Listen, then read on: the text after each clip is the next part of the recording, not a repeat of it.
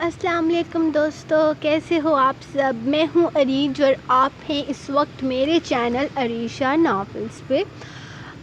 سب سے پہلے ہمیشہ کی طرح تھینک یو سو مچ آپ لوگوں کی سپورٹ کی وجہ سے، آپ لوگوں کے ساتھ کی وجہ سے فائنلی آج یوٹیوب والا ناول دستِ دارم فیس بک پر بھی کمپلیٹ ہو چکا ہے۔ اچھے پیارے ریویوز مل رہے ہیں۔ کچھ لوگ پی ڈی ایف کا کہہ رہے تھے، تو پی ڈی ایف آ چکی ہے۔ آپ لوگ لاسٹ ایپیسوڈ کے اینڈ پر یا کمنٹ سیکشن میں آخری قسط کے پی ڈی ایف لے سکتے ہیں۔ P D F complete post ہو چکا ہے ناول کا۔ مجھے آپ لوگوں کے اچھے ریویوز ملے، بہت اچھا لگا آپ لوگوں کے اتنے پیار، اتنے سپورٹس کی وجہ سے۔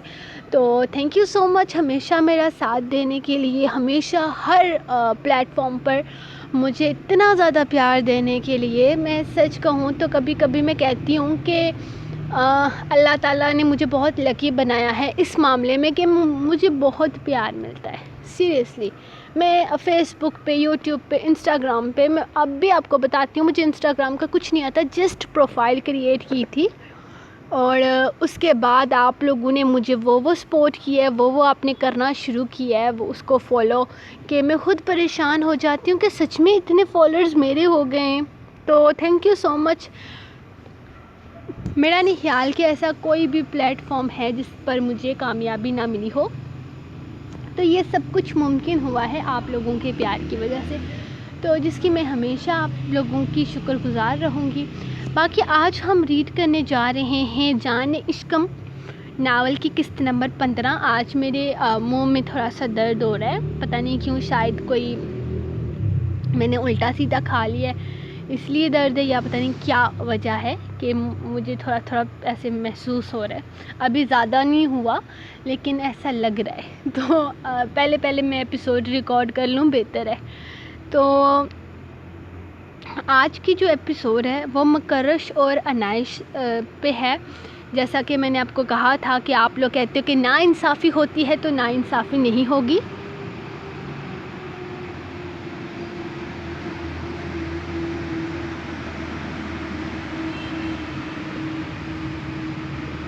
سوری گائز، نیچے سے وہ گاڑی جا رہی تھی۔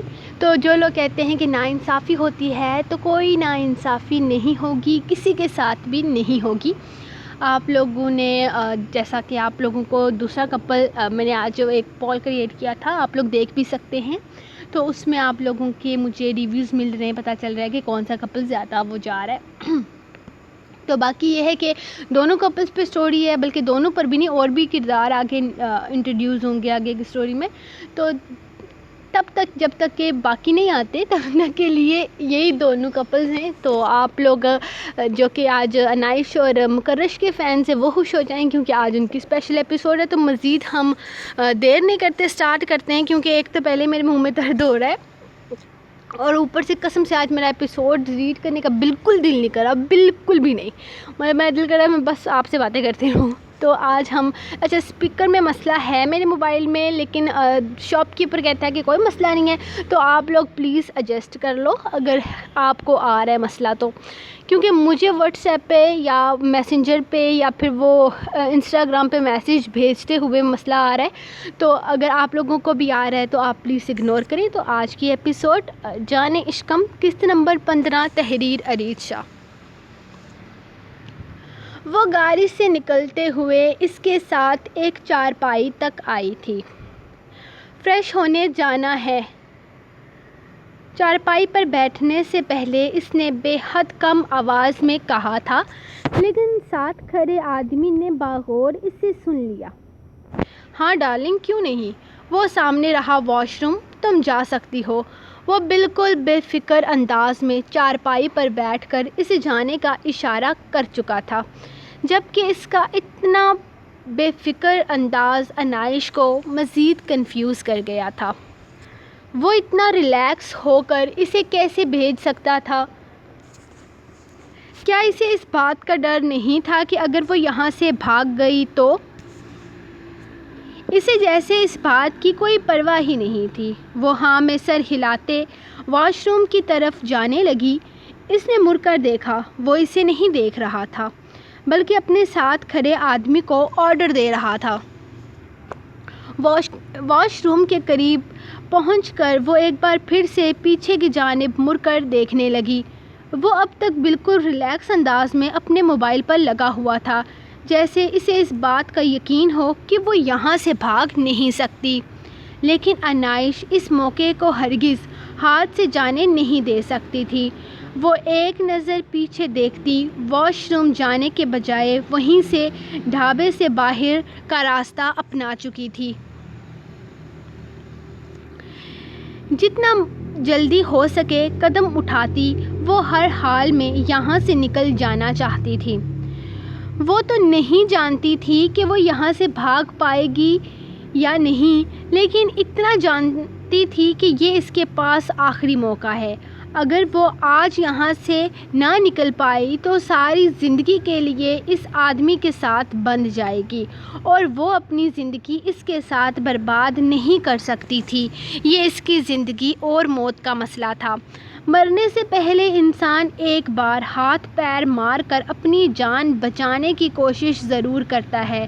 وہ بھی اپنے لیے ایک آخری کوشش کر رہی تھی، اور وہ ہار نہیں ماننا چاہتی تھی۔ وہ تیزی سے باہر نکلی تھی اور اس نے اپنے چہرے کو اپنے دوپٹے سے کور کر لیا تھا تاکہ باہر گاڑی کے قریب کھڑے گارڈز اسے پہچان نہ سکیں۔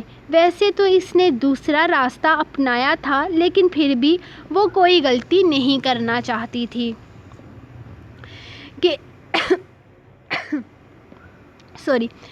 گیٹ سے باہر نکلی تو سامنے اسے ایک بلیک کلر کی گاڑی کھڑی نظر آئی، جس کے باہر دو آدمی سفید لباس میں بڑی بندوق لیے کھڑے تھے۔ وہ ان سے اپنا چہرہ چھپاتی دوسری سائیڈ مڑ گئی تھی۔ وہ تیز تیز قدم اٹھاتی باہر سڑک پر آ پہنچی تھی، لیکن آگے تھوڑے سے فاصلے پر اسے دو اور گارڈز نظر آئے۔ اس کے لیے پہچاننا مشکل نہیں تھا، یہ سب اسی آدمی کے لوگ تھے۔ لیکن وہ اپنے ساتھ کتنے گارڈز لے کر چلتا تھا یہ وہ نہیں جانتی تھی۔ وہ ان لوگوں سے بھی چہرہ چھپاتے آگے بڑھنے لگی تھی کہ اچانک اسے اپنے سامنے دو گارڈز نظر آئے جن کا سارا دھیان اسی کی طرف تھا۔ بی بی جی، آپ باہر کیوں آ گئی؟ پہلے ٹھیک سے کھانا تو کھا لیجیے۔ آپ یہاں سے بھاگ نہیں سکتی، یہ شاہ جی کی حدود ہے۔ یہاں قدم قدم پر آپ کو شاہ جی کے لوگ ملیں گے۔ آپ یہ فضول کوششیں نہ کریں، کوئی فائدہ نہیں ہے ان فضول کی محنت کا۔ جائیں اندر جا کر آرام سے کھانا کھا لیجیے۔ وہ آدمی نظر جھکائے مؤدبانہ انداز میں آہستہ آہستہ بات کر رہا تھا، جبکہ انائش جو اس کی طرف سے سخت رد عمل کی امید رکھتی تھی، اسے اتنا آہستہ بولتے دیکھ خاموشی سے اسے گھورنے لگی۔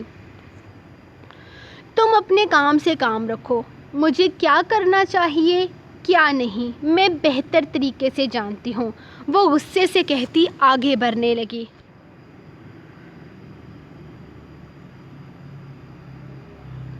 اس کا ارادہ یہاں سے باہر جانے کا تھا، اور وہ ایسا ہی کرنے کو تیار تھی۔ وہ تیزی سے ان کے قریب سے نکلتی آگے بڑھ گئی تھی جب اچانک کسی آدمی سے بری طرح سے ٹکرائی۔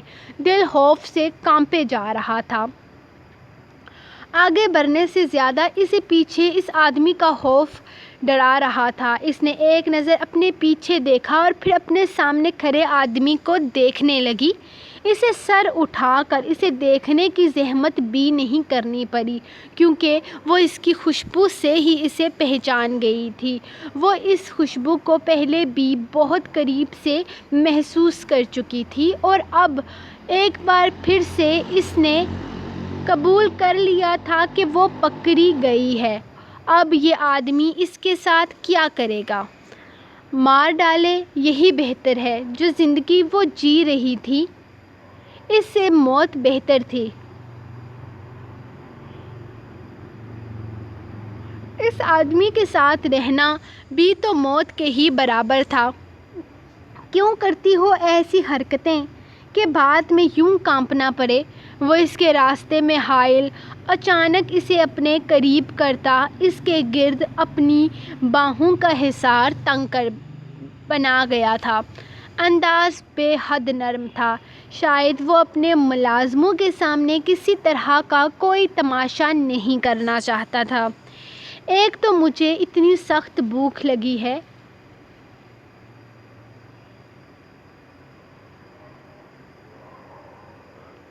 اور اوپر سے تمہاری یہ پکڑم پکڑائی ختم نہیں ہو رہی۔ کہا بھی ہے کہ یہاں سے نکلنا تمہارے بس سے باہر ہے، کیوں کہ یہ سارا ایریا میرے ایریاز میں آتا ہے اور میری پہنچ سے باہر نکلنا اب تمہارے لیے ناممکن ہے۔ یہ بات یاد رکھو، تم سید مقرر شاہ کی حدود اور ملکیت میں شامل ہو چکی ہو، اور جو چیز ایک دفعہ میری حدود اور ملکیت میں آ جائے اسے میں کبھی خود سے دور نہیں جانے دیتا۔ تو تم بھی اس بات کو اچھے طریقے سے ذہن نشین کر لو۔ چلو آؤ کھانا کھا لو، تمہیں بھی بھوک لگی ہوگی۔ اتنا دماغ دہرا کر بھوک تو لگتی ہے۔ وہ آہستہ آہستہ قدم اٹھاتا اسے ساتھ لے کر جا رہا تھا، جبکہ وہ اس کی سخت گرفت کو ہر ممکن کوشش کرتی خود سے پیچھے کر رہی تھی، لیکن شاید وہ اس کی قید میں سوائے تڑپنے کے اور کچھ نہیں کر سکتی تھی۔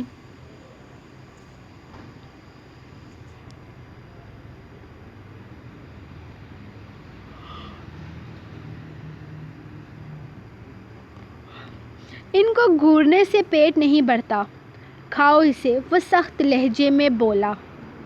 بھوک نہیں لگی اور نہ ہی مجھے کچھ کھانا ہے، سنا تم نے؟ وہ بے حد غصے سے بولی تھی، آواز اور لہجہ بہت تیز تھا۔ سامنے بیٹھے شخص کو یقیناً ناگوار گزرا تھا، اسی لیے تو اس کے چہرے کے نرم تاثرات پتھریلے ہو گئے تھے۔ اس نے نظر اٹھا کر سارے ڈھابے کو دیکھا، لیکن شاید کسی کا بھی دھیان اس طرف نہیں تھا، لیکن یہ جان کر بھی اسے سکون نہ ملا تھا۔ وہ بنا کچھ بھی بولے کھانے کی طرف ہاتھ بڑھاتا اپنے ہاتھ سے نوالا بنانے لگا، اور پھر اگلے ہی لمحے جو حرکت اس نے کی تھی اس سے عنائش بھی دنگ رہ گئی تھی۔ ایک ہاتھ سے نوالا بنا کر اس نے دوسرے ہاتھ سے زبردستی عنائش کا منہ کھولا اور پھر جیسے ٹھوسنے والے انداز میں اس کے منہ میں نوالے ڈالنے لگا۔ میں نے کہا کہ تمہیں کھانا کھانا ہے تو پھر تمہیں کھانا کھانا ہے۔ مجھے باغی، بد لحاظ، بدتمیز عورتوں سے چڑ ہے۔ مجھے ایسی عورتوں کو ٹھیک کرنا بہت اچھے طریقے سے آتا ہے۔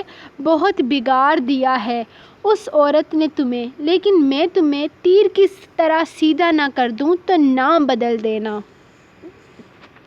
دوسرا نوالا بناتا وہ اسے زبردستی کھانا کھانے پر مجبور کر چکا تھا۔ آخر وہ ہار مانتی خود ہی کھانا کھانے کو تیار ہو گئی تھی، ورنہ وہ جانتی تھی کہ وہ اپنا جارحانہ انداز تو برقرار رکھے گا، جبکہ اس کی زوردار پکڑ کی وجہ سے اس کے جبڑے دکھنے لگے تھے۔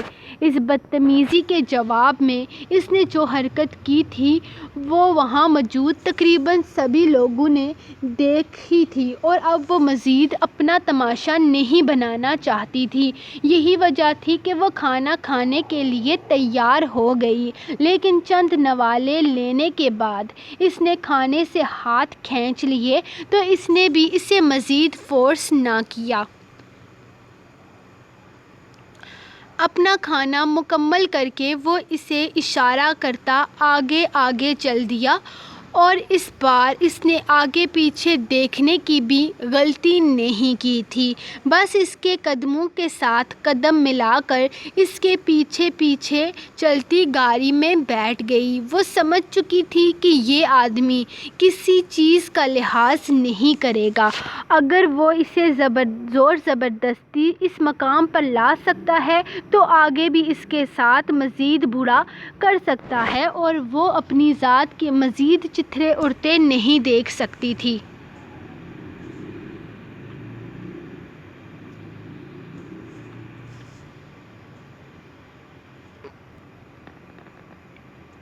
گاڑی ایک بہت شاندار بنگلے کے سامنے آ رکی تھی۔ وہ گاڑی سے نکلتا ہوا اس کی طرف آیا اور دروازہ کھول کر اسے باہر آنے کا اشارہ کیا۔ باہر آؤ ڈارلنگ، آ گیا ہمارا گھر، اس نے مسکراتے ہوئے کہا تھا، جبکہ وہ گاڑی سے اترنے کے لیے ہرگز تیار نہیں تھی۔ مجھے آپ کی حویلی نہیں جانا، میں نے آپ سے کہا نا، میرا آپ سے کوئی تعلق نہیں ہے، آپ میرے ساتھ زبردستی نہیں کر سکتے، ورنہ کیا کر لو گی؟ بتاؤ، میرا کیا اکھاڑ لو گی تم؟ کیا کر سکتی ہو تم؟ اس وقت تم کچھ بھی کرنے کی کنڈیشن میں نہیں ہو، اور اگر تم کسی کنڈیشن میں ہوتی نا تو بھی تم میرا کچھ نہیں بگاڑ سکتی تھی، اسی لیے فضول ضد لگانا بند کرو۔ مجھے عورتوں کی یہ حرکت سخت بری لگتی ہے، اور میں تمہاری معلومات کے لیے تمہیں یہ بھی بتا دوں کہ یہ حویلی نہیں بلکہ میرا گھر ہے جو میں یہاں رہنے کے لیے استعمال کرتا ہوں۔ حویلی میں تمہیں ایسے نہیں لے کر جاؤں گا۔ حویلی جانے سے پہلے تمہیں تھوڑا ادب و لحاظ سیکھنا ہے جو تمہارے رشتہ داروں نے نہیں سکھا پائے۔ ہماری حویلی میں تم جیسے بد لحاظ اور بے ادب لڑکی نہیں جا سکتی۔ پہلے تمہیں اس قابل بننا ہوگا کہ تم حویلی جا سکو۔ وہ اس کا ہاتھ زبردستی پکڑ کر ایک بار پھر سے اسے باہر کی طرف کھینچ چکا تھا۔ ایک بار پھر سے وہ اسی طرح اس کی پناہوں میں آ گئی تھی، جس طرح تھوڑی دیر پہلے وہ ڈھابے کے باہر اس کے قریب آئی تھی۔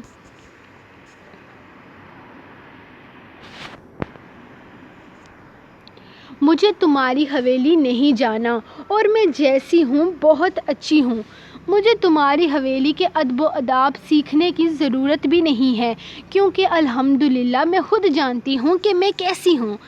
لیکن تمہاری وہ حویلی سچ میں میرے قابل نہیں ہے۔ میں کبھی اس حویلی پر تھوکنا بھی پسند نہیں کروں گی، اور اگر تم نے مجھے وہاں زبردستی لے کر جانے کی کوشش کی تو میں اپنے آپ کو ختم کر دوں گی، لیکن اس حویلی میں قدم نہیں رکھوں گی جہاں میری ماں کے ساتھ حیوانوں جیسا سلوک کیا گیا۔ بہت اچھے طریقے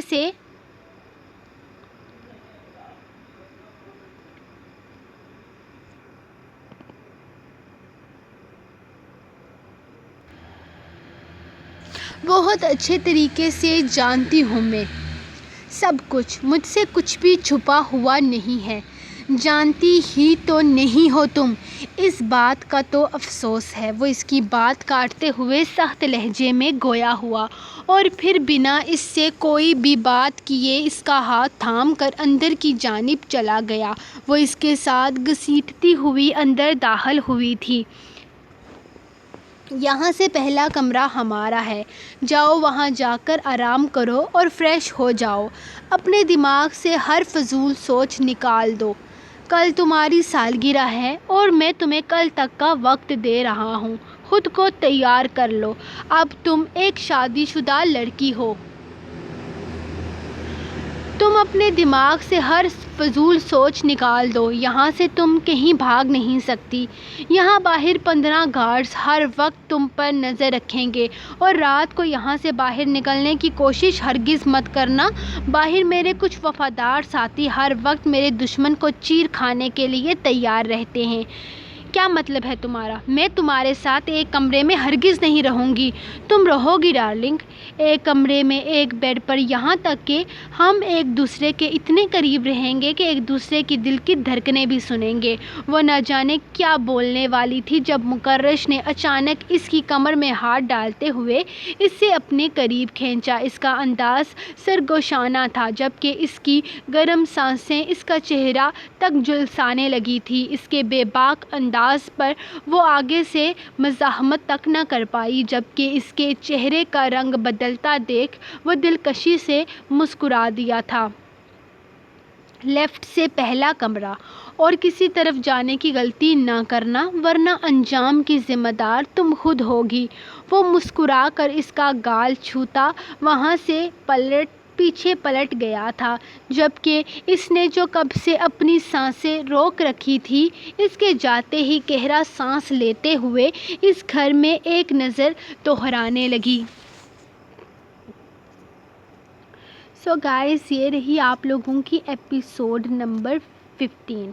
تو آپ کو ایپیسوڈ کیسی لگی مجھے کمنٹ سیکشن میں ضرور بتائیں۔ میں سب کے کمنٹس ریڈ کرتی ہوں، خاص کر جو کہ لانگ کمنٹس ہوتے ہیں، جیسے سیرت کا ہو گیا، اس کے علاوہ اپنے سمینہ کا ہو گیا، اور سمیرہ کا ہو گیا، اور یہ بی ایم یا ایم بی، پتہ نہیں وہ کیپٹل آگے پیچھے ہو رہا ہے، تو سب کے میں ریڈ کرتی ہوں اور مجھے بہت مزہ آتا ہے۔ عذرا کے کمنٹس مجھے، وہ تو خیر میری دوست بھی ہیں، تو مجھے بہت اچھا لگتا ہے، آپ آتی ہو میرے لیے یہاں پر مجھے سننے کے لیے۔ تو کل میں لائیو آؤں گی انشاءاللہ فیس بک پیج پر، جس نے مجھے جوائن کرنا ہے وہ کل رات 9 بجے یا آفٹر ایپیسوڈ، ہو سکتا ہے میں جلدی ایپیسوڈ کر لوں تو، یا 10 بجے، جب بھی ہوا انشاءاللہ میں آؤں گی۔ تو آپ لوگ جس نے مجھے جوائن کرنا ہے وہ وہاں آ کر جوائن کر سکتا ہے۔ باقی آپ لوگوں کو ایپیسوڈ کیسی لگی وہ کمنٹ سیکشن میں ضرور بتائیے گا۔ اپنی رائٹر کو دعاؤں میں یاد رکھیے گا، اور thank you so much, love you, اللہ حافظ۔